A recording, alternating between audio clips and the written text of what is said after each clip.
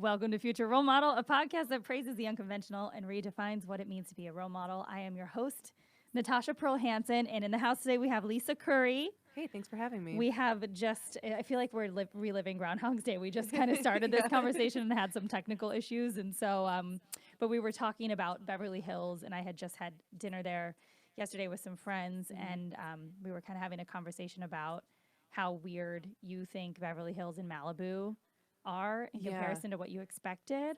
Yeah, definitely. I thought it was going to be, I thought Malibu was going to be very glamorous, and I love that it's not what I thought it was going to be, because I really do like Malibu, and I kind of hate Beverly Hills. Yeah.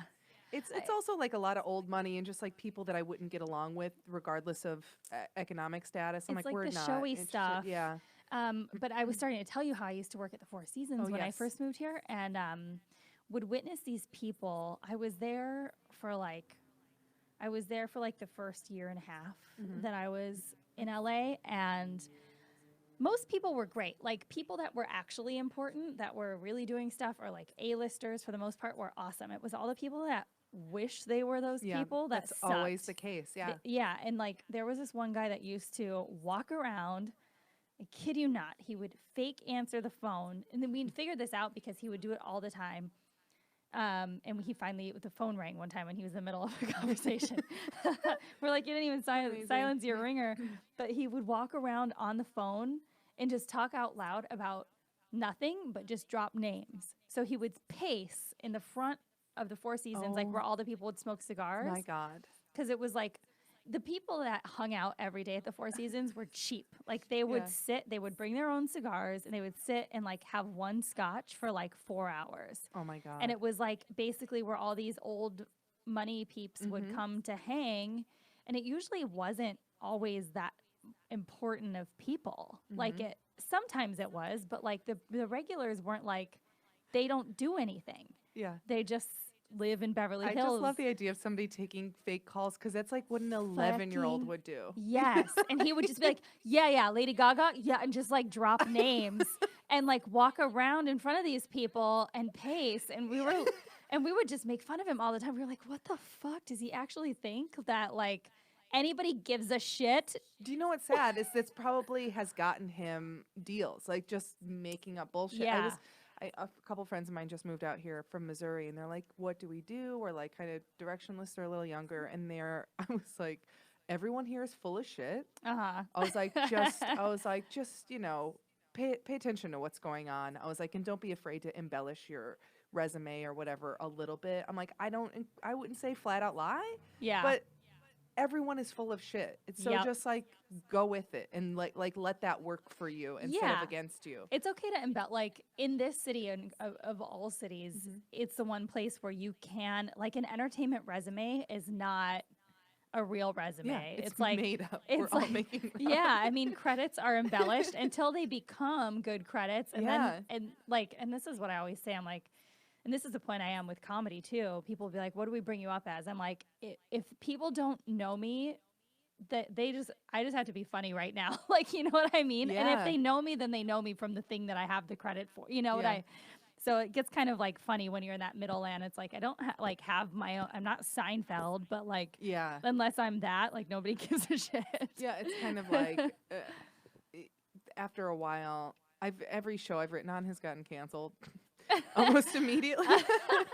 You're welcome. I wonder, every show. Hire Lisa, guys. She'll get your show canceled. I will. And it's like, I felt like I had like a 2-month window after the show ended to be like, you still using the credit? And then I'm like, fuck. Yeah. I can't use this anymore. Yeah. Which is tough because what people don't realize is it takes so long to even get to a point where you get to write on something, or you get a pilot. I've had like 3 pilots not get picked up, and you know, it sucks because you kind of like, I don't ever announce anything. I'm not like deadline, you know, blah, blah, blah. But like, I will kind of story some stuff behind the scenes sometimes if I'm on something, and then like a year later, someone will message me and be like, oh, so what was that thing happening with NBC? And I'm like, well, that one didn't go through, but you know, like, so there's so tough. many things that you like almost get and then don't. And I'm like, I want to use those fucking credits. I know. want to Like there was my favorite show. I almost got hired, or not. I shouldn't say I almost got hired because I didn't interview, but I got very close to the end. What was it? For Last Week Tonight. Oh, earlier yes. This year. I was Oh, in it's so the good. final 8. And then For writing? And then I didn't get it. And they're like, I want to fucking bring me up to that when I Yeah. I'm doing Yeah. say I almost got there. You should be able to credit that. Like I remember when I first started comedy in Chicago, my biggest credit that I had in the first like 4 months was I opened for 3 of the writers of Chelsea Lately. Like they picked a random Chicago person to open. That's awesome. They went to like a mic and saw me and they were like, "Her, that'd be great." And so, and I was like, "Oh my God, this is amazing." You know, you're 4 months in and I was like, "Oh my God, I'm killing it." And so that was the credit that I used for like a couple months after that was I opened for the writers of Chelsea Lately, and somebody accidentally brought me on stage once and said that I was a writer for Chelsea Lately. Yeah. And I was like, oh, fuck. That happens all the time. Fix it like right away. Like now I'm using Jim Jeffries' show because I just came off of that. Got it canceled. You're welcome. And I've had people bring me up and they're like, "You've seen her on Jim Jeffries' show." I'm like, "No, Jim's the only one on the show. I wouldn't have been on the show unless I was hosting it. Please don't." And it's so minor, but I think for people like me and you that are more concerned with being truthful than maybe most people are, we're like, no, don't do that, don't do that. Yeah, because you're like, you make me look bad. You make me look like I'm delusional enough to think that I'm actually Jim Jeffries. Like, I might be. I was Chelsea Handler and you were Jim Jeffries, and it's really what are crazy. we doing in this room? We're so successful. We are killing it out there. We need to stop going by these alias people now. But yeah, I mean, it's so funny how that's like a mentality, you know. And when I'm such a hybrid, I think because of the Midwest upbringing, but I also like, I just call myself ruggedly classy. Like I have class, but I am I love being disastrous too. Sure. Like I love being out and like party. Like, so when we're at Beverly Hills, my friend had, I wasn't drinking a ton because I had to get up and like do a bunch of shit the next day. So I took mushrooms. So I'm at dinner on mushrooms, and I was just like, at one point I was just like screaming, crying, laughing, and like, I don't give a fuck. Right. I'm dressed nice. Eat a dick if you're mad that I'm having a good time. But it's also like you're not at some inaugural ball. You're just like at a dinner with friends. And I think that's, I don't know. I think that's an important distinction too, because it's like you don't need it. We don't need to be stuffy all the time. Just so like, well, who are we proving this to? This is ridiculous. I feel like a lot of people, there are a lot of people out there, even in the comedy scene too, not naming any names, but if you're not where you want to be at, you feel like you have something to prove, and you always are trying to show people like how great you are. Yeah. And it's like, once you get to a certain point, you're just done with that. I'm like, people will, people that follow me know that I work hard, and people that don't, I'm not going to be like seeing somebody I haven't seen in 2 years and be like, so I went up to I've been doing this, and like, it's just like it's a weird thing when people do that. Yeah, it is super weird when you just like run into somebody and you're like, "Oh my gosh, how are you? I haven't seen you in 6 years." And they're like, I'm doing great. I mean, just tell everyone I have lots of credits." And you're like, "No, I mean like you. How are you?" As a human, like I'm asking you genuinely. I don't need to know. I see you've lost an eye since we last talked. That's maybe address that. Yeah. Something big is going down. So how long have you been in LA now? 16 years. Fuck, you're 16? Yeah. Oh my God. Yes. I mean, I didn't do comedy I only started comedy like 10 years ago. Yeah. I just kind of like fucked off for a long time and didn't believe in myself, which don't recommend it. What a waste of time that was. Yeah. But a lot of people fuck off and don't believe in themselves in whatever industry. Yeah. So, I mean, it takes time for anybody, no matter what you do, to figure out what the fuck's going on. But you moved out young then, huh? Yeah. I dropped out of college and came on out. And I was like, all right, I'm going to do this. And like, just Indiana was so miserable. There's nothing going on there. That's where I wanted to start, because you're a Midwest gal, and so am I. I've only been to Indiana. I've played in Indianapolis once, and it was like 8 years ago. Oh. And I loved Indianapolis. Yeah, it's cute. I was there during, this is so funny. I was there during what is the big car racing weekend? Oh, Indy 500. Indy 500. Yeah. It was right before I moved to LA too. So it was a little bit over 8 years ago. Doing a show, and I was thinking it was going to be a NASCAR. Like in my brain, all car racing was NASCAR. Mm-hmm. So I packed all this like ugly, like get her done, cut up T-shirts and stuff because I was like, I'm gonna perform, like I'm gonna make these people love me. I'm gonna drink a beer on stage, and all these NASCAR people are gonna love me. And I get to Indianapolis, and Indy 500 people are actually like classy, kind of like it's not NASCAR. That's I have no idea. I've had people try to explain to me why racing cars is even a sport. I'm like, I understand for the adrenaline rush. I don't understand like why how you can be good at it. Well, and that's like, how do you like train to drive? Like, you know, when I think of an athlete, I think of somebody who's like physically capable. Like this just happened to me at the gym yesterday. This guy was when on I think of athletes, I think of myself. Right. Well, this is a conversation I had with a stranger. This guy looked at me, and he was on a machine next to me, and he was like, I can see you work really hard for your physique. And I was like, no, I actually work hard to be physically capable of doing shit. I just happen to have like a good, like that just happens to be a after, byproduct. We got into a funny conversation about that because he's like, man, so many people just work out to like try to look good, and they can't like do anything. Because he was talking about how he used to like bodybuild, and bodybuilders can't like do a lot of shit. They're just shaped so poorly, or like they're wild. Yeah, like because when you just do like when you lift like this. So we, in our friend circle, I don't consider this guy a friend because he's annoying, but adjacent to my friend circle is a pro race car person driver thing. And he is like obsessed with making content. He's just like everywhere he goes, he has to be making content, like just wild. Oh boy. It's like intense. It's intense. Do those people know they're gonna die right someday? Like, what are you doing? But that's what's so funny is like he's considers himself like a top athlete, but I've never seen somebody in less capable. So like he can't lift things that I can lift. Like I'm strong, and he has just like a mushy body. And I'm not saying that there's anything wrong with that, but like it's hard for me to equate that to being an athlete. You sit in a car and you drive it. Yeah. Like it's like not, me too. You're not like in really great shape, bro. Like, I don't know. It's just and really truly, funny. if you're driving around LA all the time, this is no different than the Indy 500. Right? I mean, maybe because your butthole's clenched and you're like tight because you're just so stressed out from driving, but that's like the only thing that could make you in good shape at all. I don't know. It's a funny world. Yeah, I don't get it. Yeah, you didn't know anybody drove growing up? No, and I didn't really have like, I had like a couple of cousins that were into car racing. Yeah. I'm just like, they're going in a circle. Yeah. They're not even like. And it's loud. Like, you know what I went to that was actually a lot of fun? Because I do love some trashy shit sometimes. Yeah, is for the, sure. Demolition Derby out in, it's like past Pasadena. I've never like been to one. I would totally get down on that. Natasha, I cried. I wept. I was so excited because these cars are going around and just smashing into each other. And then at the end, they have this thing where, like, for the finale, they have like a trailer pull or some shit. I don't remember. It was like for my friend's birthday.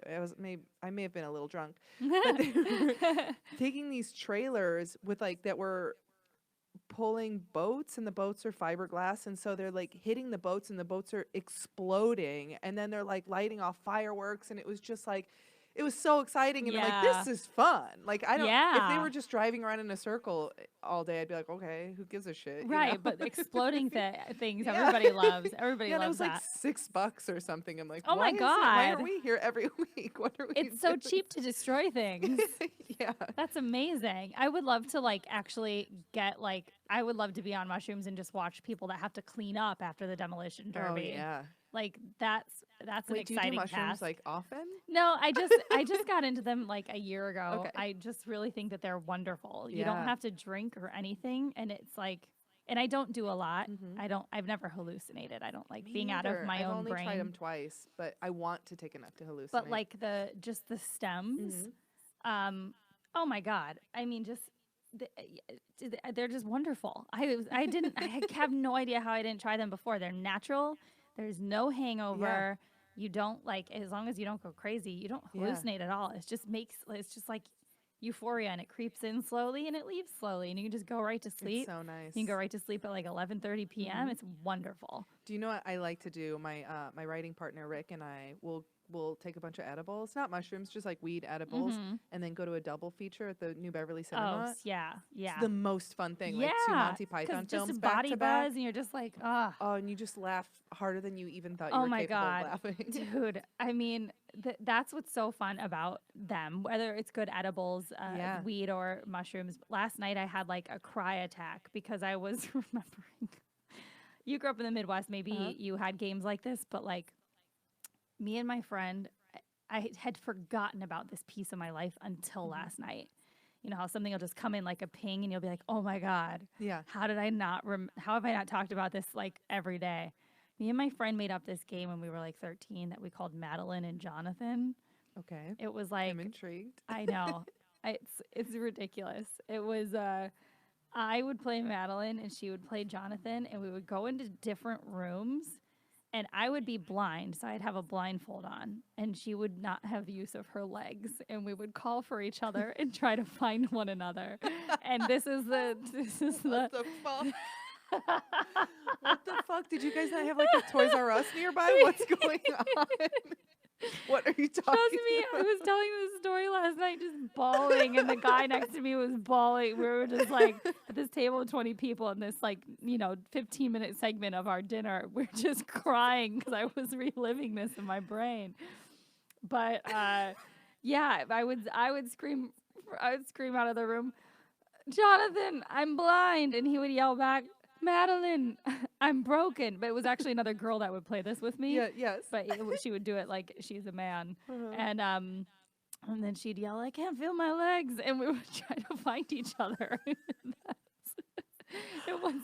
Once we found each other, I would have I know. Once we found each other, I would have to drag her to like a pre-designated spot. And like once I got her there, we won the game. And then we would just like go about our day. It was like the weirdest. We would spend like 2 hours playing this like fucked up Marco Polo lava game. That's bizarre. I know, isn't it the weirdest? And like I can't believe, and I messaged her. I haven't seen her in like 20 years. I messaged her on Facebook last night while I'm like crying, laughing, and I'm like, "Do you remember the Madeline and Jonathan game?" And she replies within like 10 minutes, and she's like, "Yes, I do. I'm blind. I'm broken." And I was like, "Holy shit!" How old were you guys? Like 17 like or 13? That's still still too very old. It's too old to be doing that shit. I know. Maybe we were 11. I don't know. But it was like definitely middle school age. Oh, what a weird thing. So you grew up in the Midwest.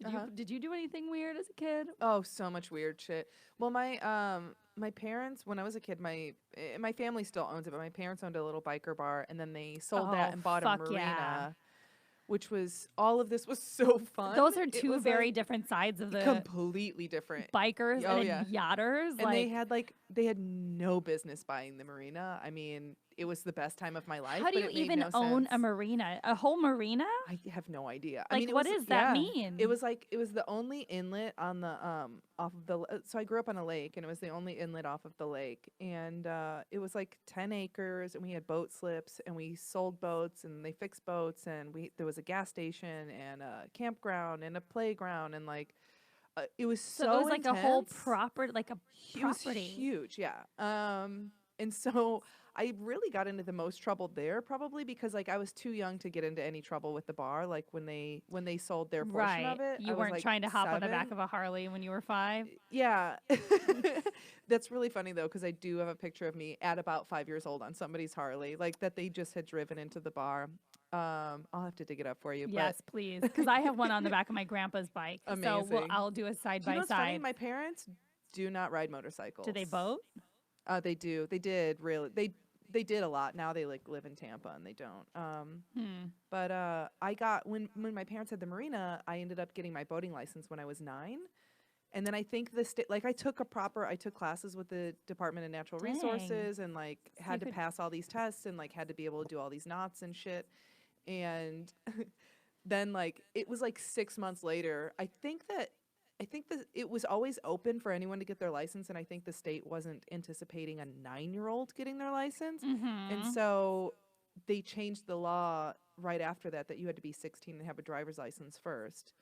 But I was grandfathered in, so I got to like, and I was just like, there was like such lawlessness in my family because my parents were like doing their own shit and they weren't really paying attention to me. And so I would like. Did you have siblings? Just 2 older brothers and 1 younger brother. Okay, so the 2 older kind of like set the groundwork for you to just kind of get to do your own thing. I mean, with my dad, they did because my 2 older brothers are from my dad's first marriage. Oh, and gotcha. They're like 8 and 9 years older than me, so they were like.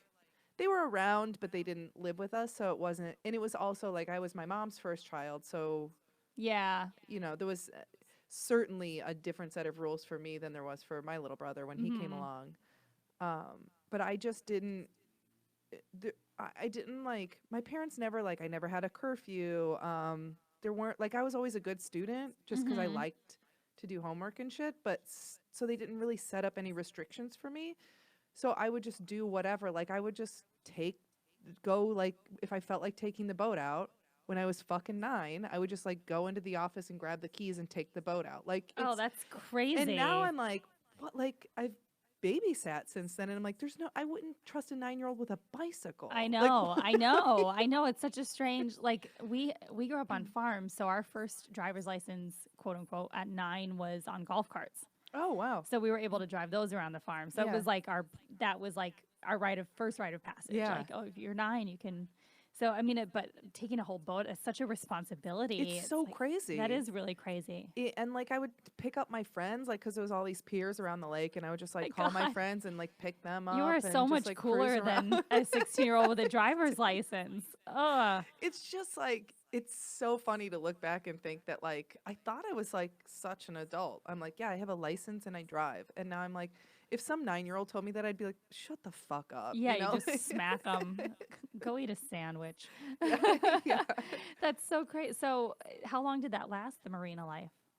We had it for 7 years, and then there was like a whole dust up with my parents. My parents were buying it on contract, and they broke their contract, and then the guy that was selling it to us was kind of shady, and like there was bad dealings on both sides, so we lost it, which was then things got really rough because my parents had like at this point they had paid over like $700,000 into this business, and then it was just pulled out from underneath them, like everything gone. No. Yeah. How does that even happen? It's a lot of stuff. A lot of stuff. But so I they mean, like some didn't of it technically own it? Clear. Is that what the problem was? Yeah, because they were buying it. They were buying it on contract over 10 years, so they were it's like rent to own kind of thing. Sort of, yeah. It's still a little bit confusing to me, but I think that's what it is. So it was like essentially $1 million purchase spread out over 10 years. Yep.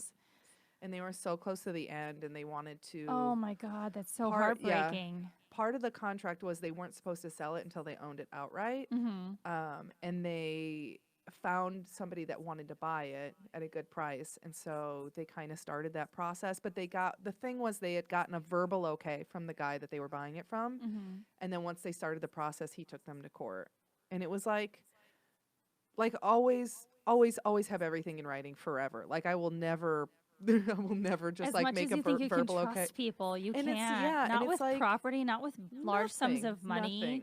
And it's like not even a trust issue, but like if somebody changes their mind and they're looking at and they like, let's say you make a deal with somebody and then they realize like, oh fuck, I'm kind of getting a shit end of this deal, even if you weren't doing it maliciously. If they back out, then if that fucks you, then like what do you have no recourse. So do you remember this? You were probably about 16 when that happened, yeah?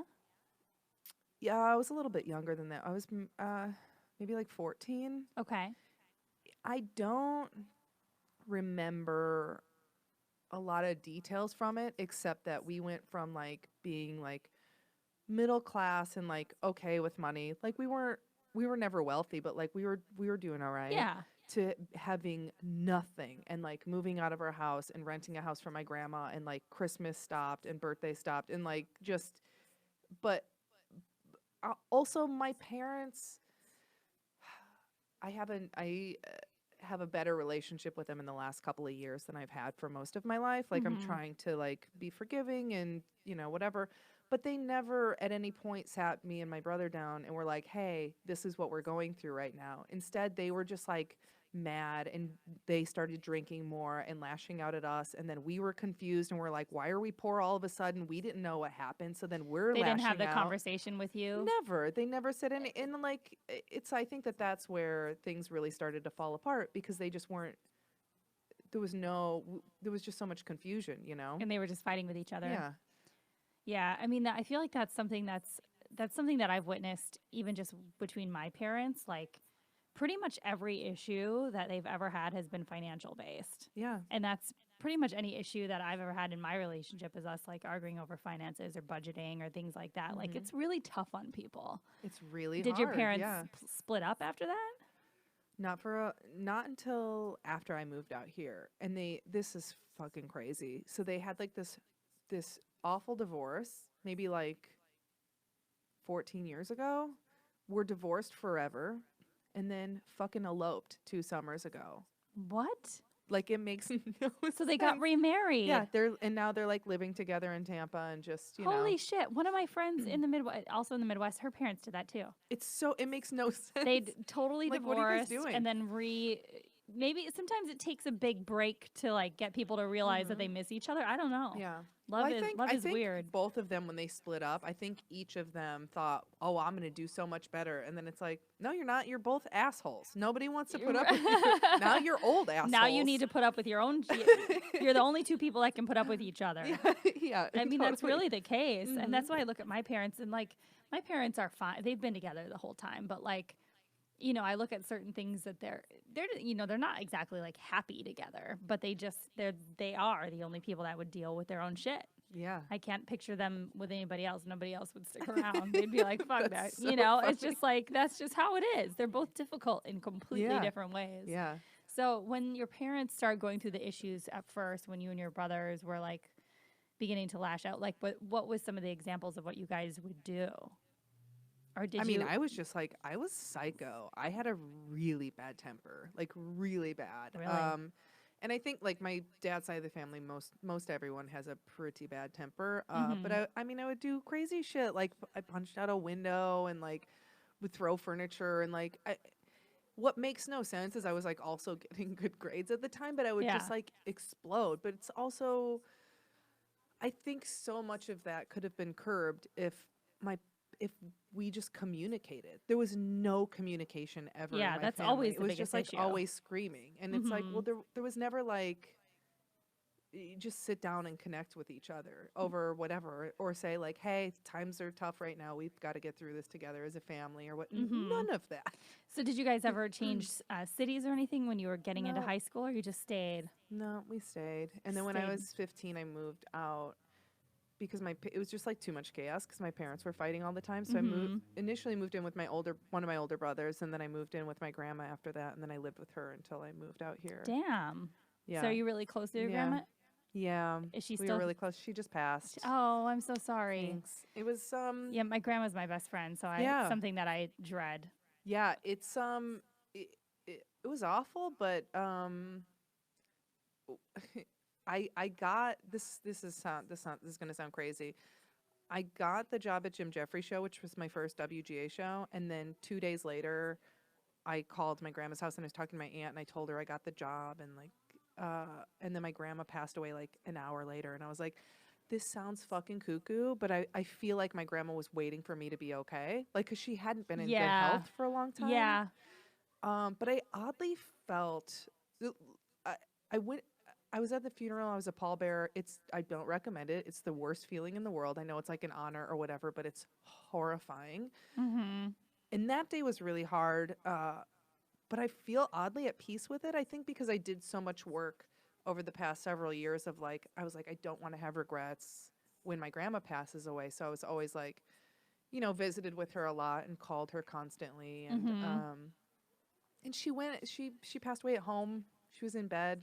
Yeah. A few of my aunts were there, like, so it was comfortable. Yeah. It's like best case scenario, you know? It's easier to put yourself at ease when you lose somebody because they're old.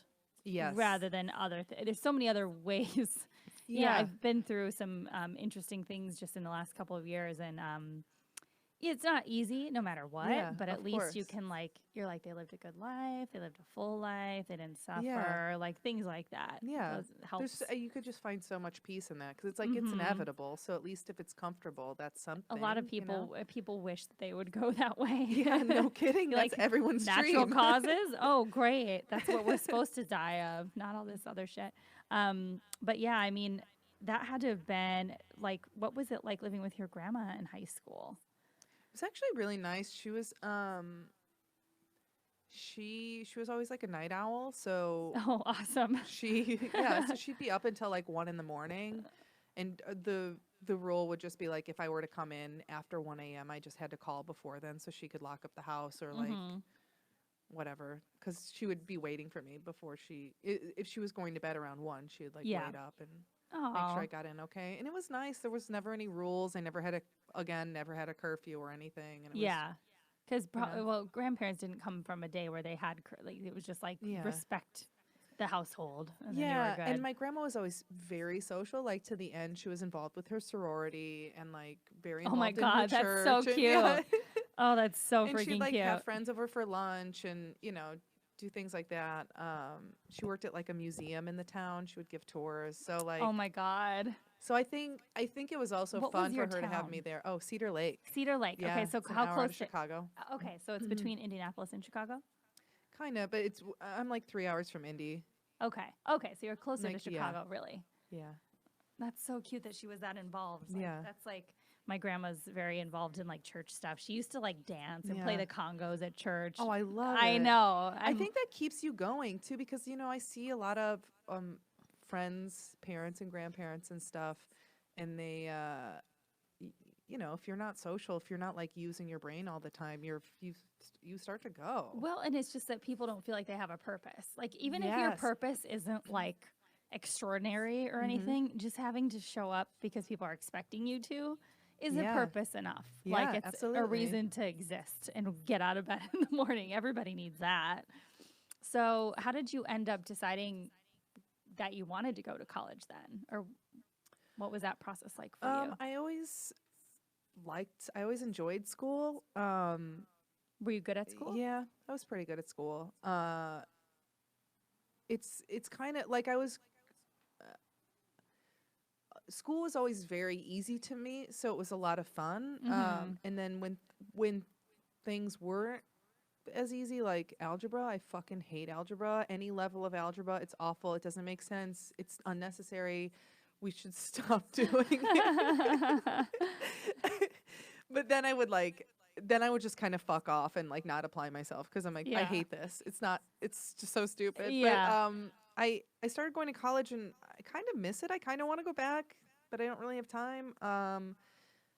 But I realized I was going to college to like please my family, and I was like, because I always wanted to perform. Mhm. I always wanted to be in entertainment.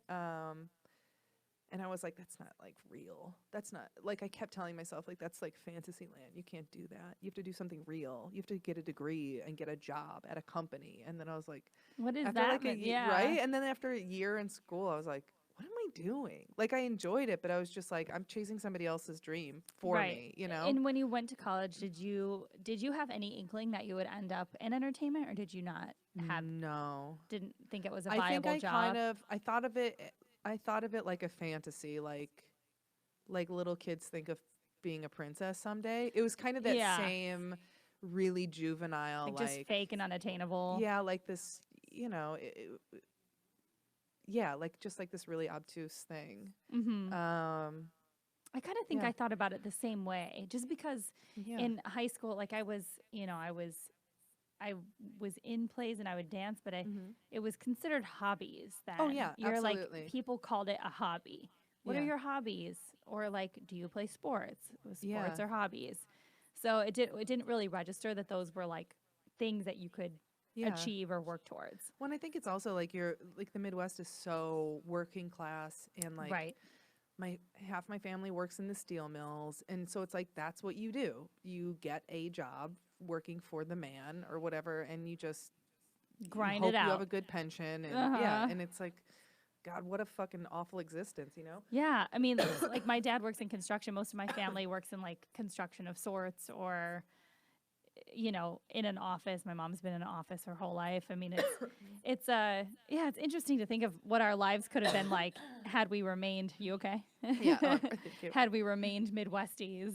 Yeah. Well, and I think that it's interesting because like my throat's so dry. Sorry. It's because of the wind. There's so much wind today. So much dust. My mom's side of the family, for the most part, most of them cannot stand me. And I think it's really. Is it because of your job? It's because of what I do. Yeah. That's like my fiance's family. That's been the biggest thing that we've gone through as a couple. They don't like what you do? They don't like what I do. That's none of their business. Tell them no to shut shit. it. Do you want me to call them? I will call. Yes, tell them to fuck off. But yeah, isn't that weird? Why people even make that it's any of their weird. business? Like to the point where my grandma and I were very close. There was some things she wanted to leave me, and there are people in my family that are trying to take those things away from me and give them to cousins of mine because they're doctors. And I'm like, fuck off. And they're like finding. One of them said to my mom, well, you know, Lisa shouldn't have, my grandma has this crystal she wanted to leave me. And she was like, Lisa shouldn't take the crystal because she lives in California and there's earthquakes there. It's like, what the fuck does that matter? Like this earth is going to split open and it's like out of a Tomb Raider movie, the crystal's going to fall in the crack of the earth. It's also like, you don't know my life. You don't know what my apartment looks like. You don't know, what are you talking about? This is so insane. And it's also like, those cousins had a grandma. Yeah. They have a couple of grandmas. They should fuck off. Yeah. They're not, it's just like I don't know.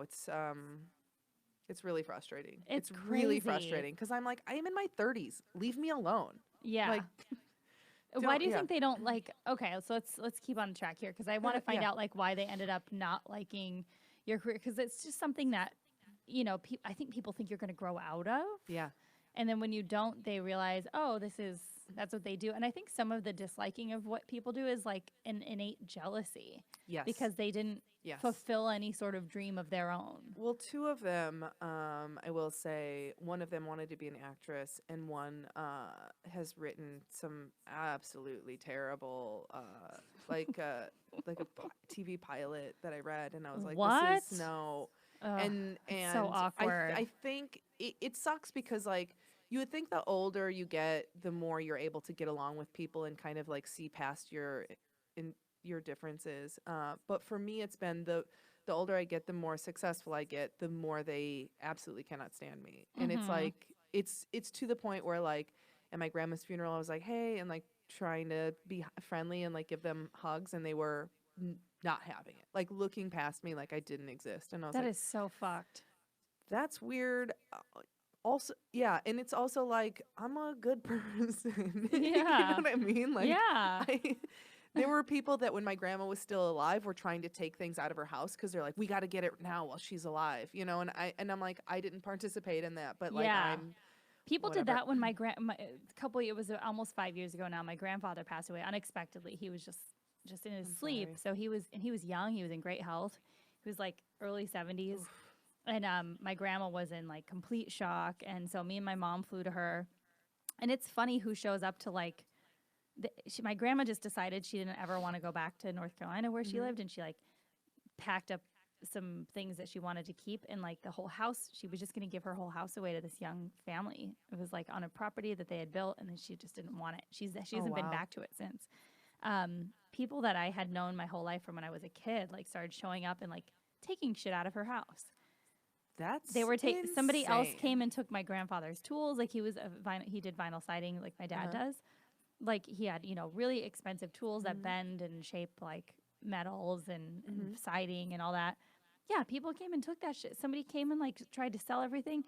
I took articles from my grandfather and like things that could fit into a folder that were really meaningful. I didn't take like shit. Yeah. You know what I mean? It's just so weird how people get like that when somebody passes away. They're like, give me this thing that I don't know even how to use, or like deserve in any sort of way. Yeah. It's just such a strange mentality. It makes me feel like when I die, I just want to, like, if I die at home, just leave burn my body everything. there and burn it. Burn it to the ground. The whole thing to the ground. Fuck, you can have my ashes, you piece of shit. Exactly. It's like, who gets stuff? Like, it's such a it's so gimme attitude, yes. or like it is just like I said, what is that? An entitlement. It's just it's unbelievable amount of entitlement people have to somebody else's shit.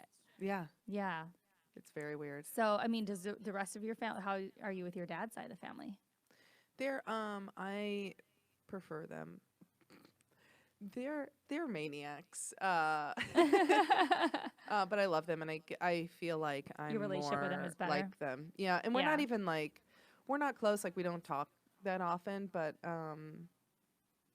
I feel like they've got my back more. Yeah. You know? Yeah. I feel like if I was in some shit, I could call pretty much anyone on my dad's side of the family and they'd help me out. Where, that's like, great. My mom's side of the family would be like, get fucked. You know? Oh, it's so crazy.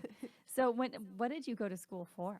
I wanted to, I went for political science for the short amount of time I was there. And I thought I'm going to run some big international company and that's like going to be my thing. And I'm going to be like powerful and important. And then I was like, what? I thought something similar. Doing? Like I thought I was going to be like, I thought I was going to be like this business doctor. I went to school for pre-med. Wow. But it's funny how that like mentality can like parlay into the entertainment business. Like you come in treating this like a business because you're like, all right, I know I'm capable and I know I'm smart enough to do this right. Yeah. So I'm going to do it like that and not, just come in and be like, I'm a comedian. What made you take a different route? Me personally, how it's always like a number of things, but I always enjoyed performing and I was in theater as my minor. And then one day, and I still am so thankful for this video, they showed, because I wanted to go into sports medicine or brain surgery. Like I was really interested in like the crazy stuff. Yeah, because you like the challenge. Yeah, it was interesting to me, the brain and everything. It's just really interesting. But they showed a video of really, really bad, extreme athletic injuries. Ooh. And I couldn't stomach it. And I was like, oh, this is not. Yeah. And I was so thankful for that video. Yeah. It was my aha moment where I was like, oh, this is not, what have I been doing? This is not me. Yeah. And then, so I was able to kind of safely maneuver into a new direction. Yeah. So what was your moment for you? For me, I lost a couple of cousins. They died pretty young in car accidents. Oh, fuck. Don't drink and drive. No. Yeah. And then right after I graduated high school that year, I knew so many people that died. I think from the year I graduated, from that June to the following June, there was something like 30 people I knew had died. What? Crazy shit. There was like 2 suicides, Lisa, 2 motorcycle accidents. One of my friends drowned. Like somebody was hit by a semi. Somebody else was drunk driving. Like there was a drug overdose. It was like, that's a lot to handle at that age. So many, to where I was like, it kind of numbed me a little bit. I was like, oh, everybody dies. Well, that's how everybody feels in general today in this society. Oh, yeah. And I think that I just kind of was like, oh, why the fuck would I spend my time not just having fun? Like, I can still accomplish things and make money and just have fun. Like, I thought the only way to succeed in life was to be like really stuffy and businessy, and then I was like, oh, that's not accurate. I just kind of started to realize like you can just have a great time and make money that way. Right. Yeah, you absolutely. So what was your transition into finding like comedy writing and being in comedy? So long. And in college, did you do anything like, not at were you a partier in college or anything like that? I worked at a nightclub when I was in college, and so I thought I was fucking cool, and I would just city? Like in Cherville, Indiana. Okay. There was like this little nightclub, and I thought I was hot shit because I was like 18 working at this nightclub, and I was like, I can get into all the bars, and which is aggressively lame. But also does make you a cool kid, because I worked at one when I was 19, and I was I can get you in if You know what's really funny is I got a couple of my friends in one night. Like I pretended to check their IDs, and then my boss was like, "Oh, did you check those girls' IDs?" I was like, "Yeah, they're totally fine. They're good." And then I got cut early because we were slow or something, and then we got busted that night. Like the cops came in to do like like one of those routine. I can't remember what it's called, but where they ABC do like a routine thing check or whatever it is. Yeah. And both of them got arrested, and I was like, "Whoops." Oh no. Okay. You're like, well, they'll never ask me for a favor again. um, but I wanted to, like, initially I moved out to LA for acting, and then it took me forever. How old were you when you moved here? 19. So you left Indiana. So I'm 22 Indiana now. Straight. So you straight left Indiana your first year? Yeah. End after of my your first year. Uh-huh. And then what was that like for you? Like when you're deciding that you're wanting to leave Indianapolis, having never done anything in arts and entertainment before, right? Yeah. I So mean, you like just I decided did recitals and bullshit when I was sure, little. yeah, you know, but like you just up and decided that LA was where you were gonna go. Yeah, I think that I had like romanticized the idea of Los Angeles that like a lot of us do, and I remember I was on the phone with my a family member who I no longer speak to, one of the evil ones, and she was like, Lisa, if you don't move now, you're never gonna move. She goes, the longer you're in Indiana, the more friends you're gonna make, and the more you're gonna get like settled into your life, and like maybe you'll like start dating somebody. And she's like, and then you're just gonna be stuck there. And she's like, I've seen a lot of my friends do that, and I swear to God, yeah, I hung up the phone and I went upstairs and I started packing. I was like, not me. I'm not staying here. Fuck you. Like, and did you like have any money saved or anything? Oh, no, yeah, nothing. I had nothing. I had my 94 red Camaro. And I just packed up my car with like shit that, looking back, was like ridiculous shit. Like it was like my clothes and then like a bunch of posters, like God bless the person I was then. And I just like left it in the middle of the night. I was like, I'm leaving by like, yeah, just took off. Damn. Yeah, that's crazy. What'd your parents think about that? Oh, they did not care. I mean, at that point, I wasn't living with my parents. They were like, you've been driving boats since you were 9. Yeah, you're fine. Yeah. And I don't remember even having a conversation with my mom about it. And I stopped by a bar to say bye to my dad because he's an alcoholic and is at the bar every day, or was. I mean, both my parents are. God bless them. And Midwest. My dad just like handed me a little money, and he's like, this is for gas, and he goes, don't look at me like I'm gonna cry. And I was like, okay. And he's like, I'm not going to. And I was like, okay. And he's like, get out of here. And I was like, all right. I was like I was a dog that he was like leaving in a field somewhere. Yeah. I was like, I'm the one that's leaving on my own accord. What? So, I mean, yeah, you just drove across the country with an atlas, I assume, because we didn't have maps in our phones yet. Oh, even better. So, like, the week before that, I was paying my bill at T-Mobile, and the girl that rung me up was like, oh, I'm moving to LA. And I was like, I'm moving. And then, so we talked on the phone, and she had moved out here, like 2 days later or something. So she moved out here like a week before I did. I have since lost touch, and I don't know where the hell she's at. But she wrote down directions for me on a napkin, on a cocktail napkin, and that's just what I had. That's how I came out here. Holy shit! I was like, I'm good to go. Oh my God! And that's like when I first even just moved to Chicago.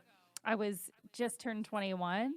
And I had MapQuest directions folded up in my visor that I would always pull out, like, amazing, because you didn't have any other way. I'm like, how did we ever do it? I don't know. I just I was cleaning up my old shit in my closet, this week, and I found directions I had written down to go to some audition, and I'm like, how insane that I was like, you look on MapQuest and you write all this stuff out, and then I'm like, I hope, like, what do you do if you get lost? Yeah. Yeah, you just kind of wing. You ask people for directions. Yeah. Like we had to do that once on my first road trip. We drove from Wisconsin to Arkansas to visit my grandparents, and we were 18, and we like stopped and asked for directions like probably 50 times from people at like just CDS gas stations. Amazing. Sometimes don't you wonder like how we're still alive? Truly. Like, I think back on some of my decisions, and I'm like, what? Yeah. How have I not been Murdered. I haven't had the shit kicked out of me. I haven't, I haven't been mugged, thank God. Yeah. I don't know how. So what was your first year in Los Angeles like? So hard. Oh, I'm it was sure. so awful. You're 18. Like, 19, what were you even doing? Yeah, 19. What were you doing for work? Like catering, sort of, but like I didn't understand. I'd only worked places where like my sister-in-law got me a job somewhere, and so they're like, oh, you're Nikki's sister-in-law, we're gonna give you 40 hours a week or whatever, and then I moved out here and I didn't know how to kind of like go after things. So I started working for this catering company, and like once a week they'd be like, hey, do you want to work 3 hours in Crenshaw on Sunday? And I'd be like, okay. And in my mind I was like, oh, that's the only work that's available for me. Instead of like, it's so weird. I wish I could go back into my brain and be like, just call and ask for more shifts. What are you doing? Like, you need money. You just waited for the call to come in. Yeah, I like couldn't pay my bills ever. I was like, oh, so hard. And then so I moved out here into my apartment. I got to LA September 2nd. Moved into an apartment on Hollywood Boulevard because, when I needed to send out Christmas cards with that return address on there. Yeah. So I moved on to Hollywood Boulevard October 1st, whatever.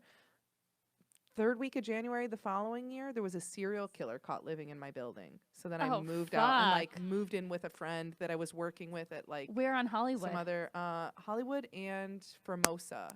It's like the building on the southeast side of that corner. I can picture that. There's a casting office over that way. Of course there is. Yeah. It's just like, it was so rough. Yeah, I think I lived in 3 places my first year because I went from Hollywood to, then I was living in Monrovia with a coworker, and then I went from there. I started working at Starbucks, and then I moved to Sherman Oaks for a while, and then things started to settle down a little bit. I started to kind of find my way more, but not really. Were you still just trying to be an actress at the time? Yeah, but I was like too scared to go after it. So I was like, I just would like half-heartedly, like I'd, like submit for a couple of things and go to a couple of auditions, and then I'd get scared and I wouldn't do any. And then it wasn't until like years later I started doing improv at Second City, and then I was like, oh, this feels right or better. I was like, right, like doing comedy stuff, and then from there I started doing stand-up, and it was like the very first time I did stand-up, I was like, oh, this is it. And how old were you when you started stand-up? 24. Okay, I was about the same. I was 25 when I started. Yeah, I mean, did you have like some people that you looked up to in entertainment, or anybody that you were like, damn, now that I'm finding this, I kind of want to be like this person? I don't think I mean, I was like obsessed with Chris Rock. And so yeah, of course. There wasn't anything like realistic. Like and you're like basically his twin. Exactly. I think it was hard for me to. I think here's the thing. It was also hard for me to understand, like visualize success, or like think of how I could be successful, because I didn't. In my mind, it was like 0 or 100. I didn't realize. Even probably until I was like 3 years into stand-up, I started realizing like how much money comics make, because I thought all comics were poor, and then I started finding out like how much money like Jay Leno made. It didn't like it did not occur to me that somebody would make over $1 million in a year. Like that doesn't. Doing this, yeah. I thought there's no way he must be making 20 grand. Yeah, and I don't know why I thought that. It's so insane. I know. I thought the same thing too. I was like, why do I like this so much? I'm gonna be poor forever. Totally. And then like I also didn't realize that there was any other option besides being mega famous. I thought either you don't make it or you've hit the fucking jackpot. I didn't realize there's like where there's now, a middle class. It's yeah. Yeah. I had no fucking idea. But then like my family is so aggressively blue collar, and it's not like a dig against them, but they don't know shit about entertainment. Right. So, yeah. And they only know what you teach them along the way. Yeah. So you had 5 years in LA before you discovered there's like a piece of weave on. You see that? That's amazing. So delicious. I was like, I can't keep looking at that. But for 5 years living here, you hadn't discovered stand-up yet. So what were you doing in that time? Were you just getting in the LA party scene? No, Because that's so young to move out. Like, that's why I'm so glad I didn't come out so young. I wasn't partying too much just because I kind of like, I didn't get it. Like the kind of, I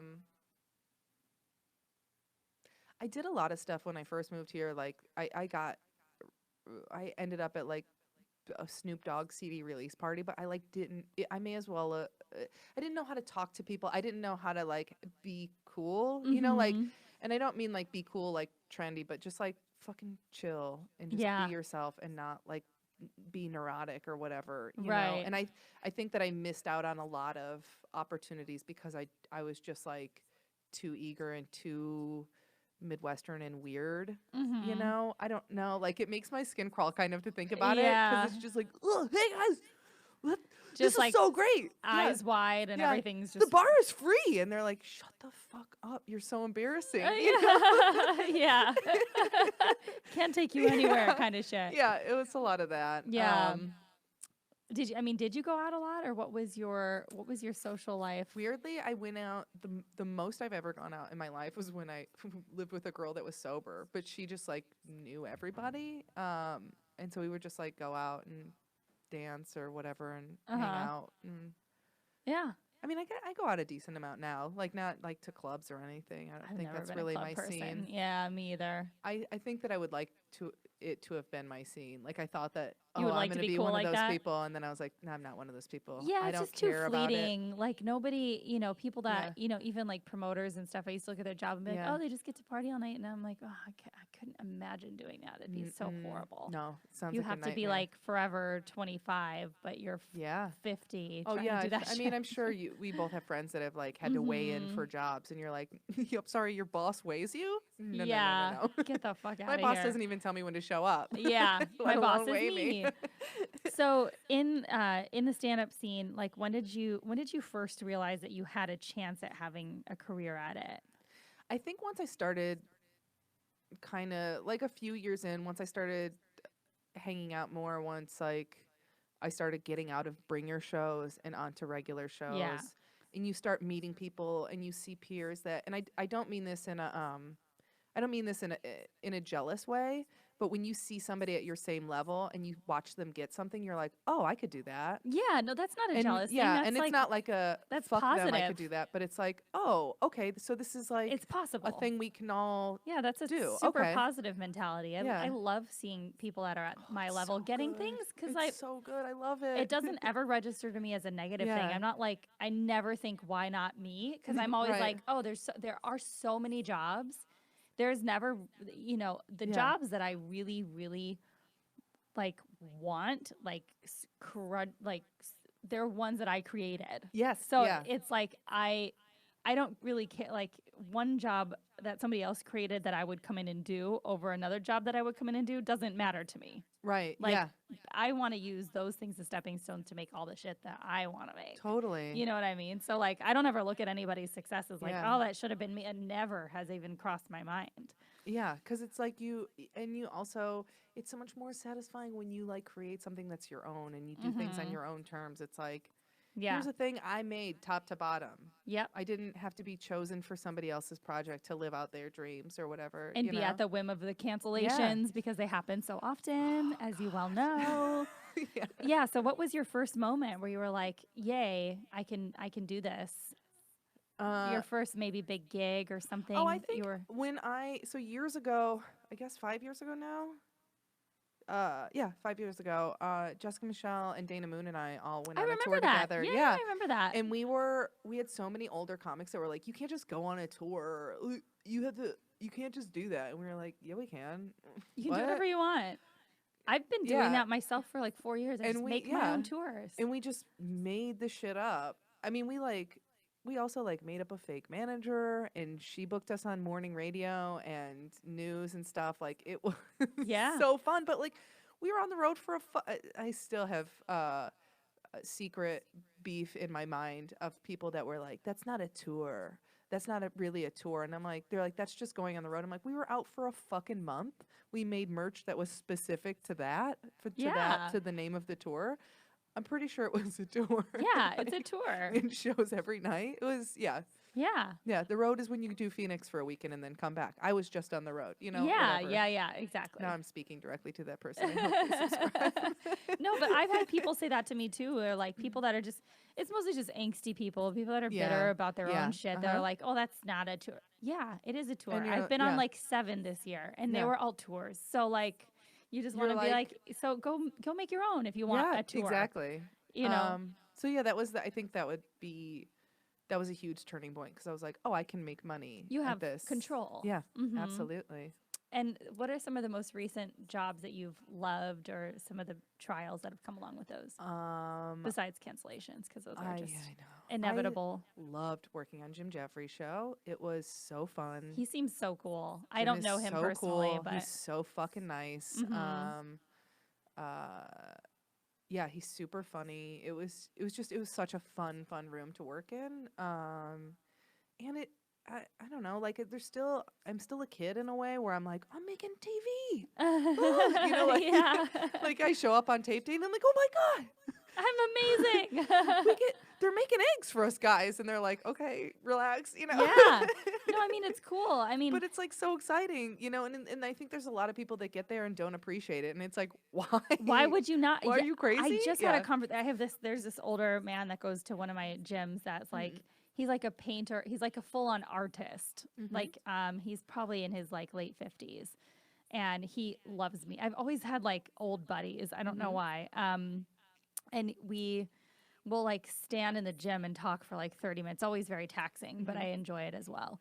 And we were talking about that, just having to like take time to appreciate what you've accomplished, because a lot of people don't. You're always looking at the next thing you want to get. But God, 15 years ago when I was, 14 years ago when I was starting at Second City in Chicago, and I was like, couldn't afford a sandwich. And I was like, I don't know how I'm ever going to do any of this. And now that I'm like, I would have never, I always knew that this, like I knew I would be fine, but I would have never been able to picture what that looked like. And there's also like, there's ups and downs. Like I feel like even once I started believing in myself, I didn't really look back, but there are points where you might have like so many rejections all piled up in a row, and you're like, am I fucking insane? Like, yeah, I know. And Trust you can't, me.